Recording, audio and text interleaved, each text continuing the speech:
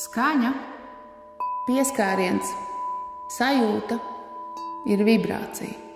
Viss šajā pasaulē vibrē. Kādā frekvencē, kādā ātrumā, kādā ritmā. Senajiem latviešiem bija kārklu stibiņu pēriens. Senajiem japāņiem samuraja masāža ar bambusu vai metāla rīkstēm. Vibroakustiskā masāža. Šī metode ir izsenis pielietota senās veselību uzlabojošās tehnikās. Pat pagājušā gadsimta 30. gadu žurnālos atklāti ir meklējami apraksti par šo metodi. Nav vienas konkrētas sistēmas, kā veikt šo masāžu. Svarīgi ir iegaumēt 3 pamatprincipus. Un tad paļauties uz intuīciju, izveidojot savu deju un mūziku pāri visam augumam. Vibrācija ir pamatinstruments, kas iedarbojās 3 līmeņos. Pirmā ir skaņa.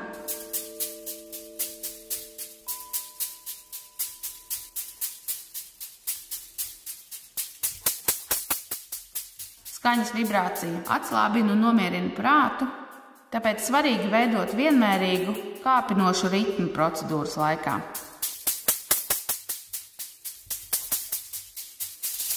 Otrā vibrācija ir fiziskā vibrācija. Fiziskā vibrācija atslābina muskuļus un veicina asinsriti. Kustībām ar slotiņām jāveido pa limfātiskās sistēmas ceļiem no apakšas uz augšu, no ārpuses uz iekšpusi.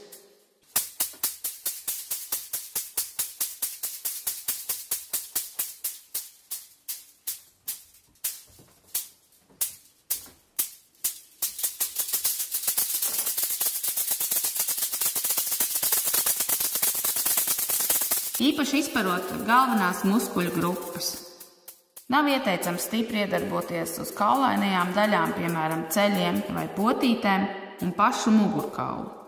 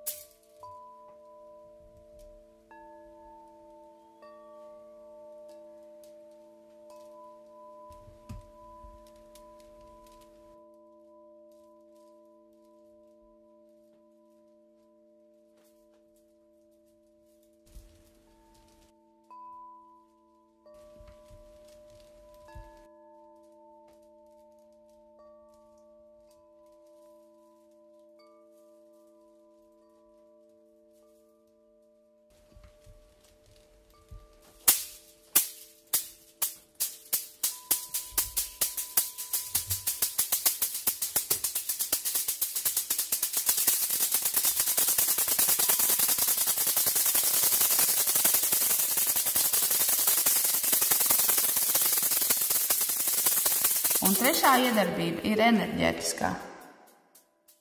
Enerģētiskā vibrācija, kas kā ķemmītis ar saviem zariņiem izķemmē auru un bioenerģētisko lauku. Slotiņu vibrēšana kādus 15 cm virs ķermeņa atbrīvo negatīvās enerģijas sastrēgumus un izlīdzina enerģijas plūsmas čakru līmenī. Tāpēc, veidojot savu pērienu, ieteiktu celt vibrāciju no apakšas uz augšu, un pēc tam ar pārliecinošām kustībām cauri galvas centram pāri visam ķermenim izlīdzināt ar slotu galiņiem, lai paliek harmoniska, mierpilna sajūta. Nobeidzot masāžu, uzliekam bezgalīgu zīmi kā aizsardzību un novadam liekās vibrācijas zemē transformācijai.